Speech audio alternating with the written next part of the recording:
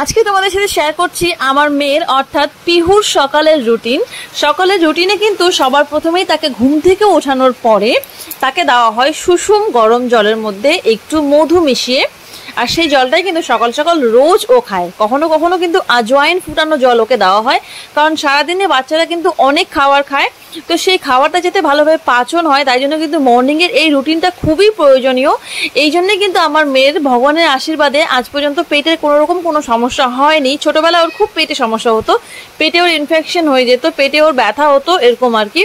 তখন ডাক্তার দেখানোর পরে সেটা প্রবলেম সলভ হয়েছে, কিন্তু বড় হয়ে এখন আর কি, যেমন ধরো 1 বছরের আগে কিন্তু বাচ্চাদেরকে মধু দিতে নেই, কিন্তু 1 বছরের পরে এখন তো ওর 2.5 বছর পার হয়ে গেছে, 3 বছর হবে আর। তো এই সময়টা কিন্তু মধু বাচ্চাদের জন্য খুবই উপকারী, বিশেষ করে যখন ঠান্ডা পড়ে তখন কিন্তু বাচ্চাকে অবশ্যই মধু দেবে। তাই জন্য একটা ছোট কাপের মধ্যে আমি কিন্তু 1/2 চামচ মধু দিয়ে সেটাকে একটু সুষুম গরম জল দিয়ে মিক্স করে তাকে আমি সুন্দর করে খাইয়ে দিই। আর খাওয়ানোর সময় তাকে আমি বলি যে তুমি এটা কি খাচ্ছ, এবং তাকে কিন্তু আমি এই জিনিসটার সাথে পরিচয় করাই, যাতে করে সে নিজেও বুঝতে পারে, জানতে পারে, অবগত হয় যে সে কি খাচ্ছে কি খাচ্ছে না। যদি তাকে কেউ কখনো অন্য কোনো খাবার দেয় তাহলে পরে সে হয়তো এতটুকু তো বুঝতে পারবে যে এটা অন্য খাবার, তাই না? বাচ্চারা কিন্তু অনেক সময় লাল চায়ের প্রতি আকৃষ্ট বোধ করে, চা খেতে চায়, কিন্তু এই জিনিসটা আমি কখনোই পছন্দ করি না। আমি তাকে চা খেতে একদম বিরত রেখেছি, তাকে আমি চা খেতে দিই না বললেই চলে। যদি কখনো তার সর্দি কাশি হয়ে যায় তখন আমি কাঢ়া টাইপের বানিয়ে দিই, সেটাই চায়ের মতো, তো সেটাই ও খায়। তো যাই হোক, এখন আমি তোমাদেরকে বলি এই হানি ওয়াটার খাওয়ার পরে কিন্তু আমি ওকে কিছুক্ষণ পরে কিন্তু আমি ওকে ব্রাশ করিয়ে দিই। ব্রাশ করিয়ে দেওয়ার পরে আমি ওর জন্য একটা হেভি মিল তৈরি করি, যেটা হচ্ছে ও কিন্তু রুটি খেতে খুব পছন্দ করে। বিহারি ঘরের মেয়ে দেখতে হবে না, তো রুটি খেতে সত্যিই ও খুব পছন্দ করে।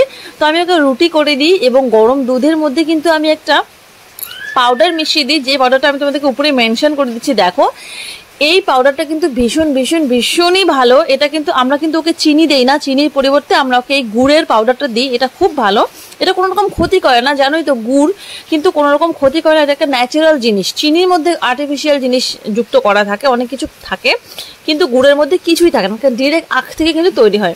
তো এটা মিশিয়ে কিন্তু ওকে আমরা নর্মাল যদি দুধ দেই তবুও কিন্তু ওকে এই পাউডারটা মিশিয়ে খাওয়ানো হয়। তো তারপরে ও কিন্তু খুব টেস্টি করে খুব মজা করে খাবারটা খাচ্ছিল। তো আমি ভাবলাম যে হ্যাঁ, আজকে ভিডিওটা করছি আর আজকে ও এরকম করছে। দেখো, কখনোই কিন্তু এরকম করে না, কিন্তু আজকে দেখো ও বাটি চেটে খাচ্ছে। কোনোদিনও কিন্তু এর আগেও কালকে হয়েছে যে হচ্ছে ও কিন্তু কিছু খাবার রেখে দিয়েছে, আর আজকে দেখো ক্যামেরা দেখে এরকম করছে কিনা আমি জানি না। বাচ্চারা কিন্তু অনেক সময় ক্যামেরা দেখে এরকম অস্বাভাবিক আচরণ করে থাকে। তো বললাম যাই হোক, তোমাদের সাথে শেয়ার করেই দিই, তোমরা তো আর আমার পর কেউ নয়, তাই না? তাই জন্য দেখো ও লাস্টে নিচেরটাও চাটছিল বলে আমি ওকে বকা দিলাম যে না, নিচেরটা খাবে না তুমি একদম। আর আজকে আমি আমার বিষয়ে তোমাদেরকে একটা কথা বলছি, আমি কিন্তু রান্না করতে খুব ভালোবাসি, রান্না করে খাওয়াতে খুব ভালোবাসি, আর আমার মেয়েটা কিন্তু খেতে ভালোবাসে, ও খুবই পছন্দ করে খেতে।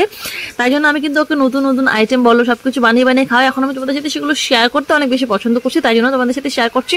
আর তোমাদের তোমরা ভালো, আমার এবং আমার মেয়ের আর আমার হাজবেন্ডের যে ভিডিওগুলো দিই সেগুলোর মধ্যে তোমরা খুব ভালো রেসপন্স দাও, তাই জন্য তোমাদের অসংখ্য ধন্যবাদ বন্ধুরা আমাকে এভাবে সাপোর্ট করার জন্য।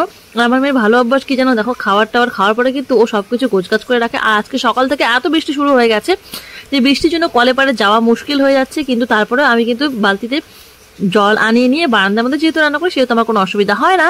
তো সেক্ষেত্রে কিন্তু দেখো বাড়িতে বৃষ্টির জলে কিন্তু পুরো ভরে গেছে, আর আমাদের জায়গাটা যেহেতু নিচু তাই জন্য অল্প একটু বৃষ্টি আসলেই জায়গাটা একদম ভরে যায়। আর তার থেকে বড় কথা হচ্ছে আমার এখানে জল পড়ে।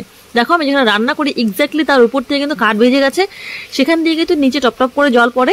আর দেখো যে জায়গায় আমি দাঁড়াই, এক্স্যাক্টলি যে জায়গায় আমি দাঁড়িয়ে রান্না করি সেই জায়গাতেই জলটা পড়ে। আর এই যে সাইডে দেখো যেখানে আমার সিলিন্ডার রয়েছে সেখানটায় কিন্তু জল পড়ে।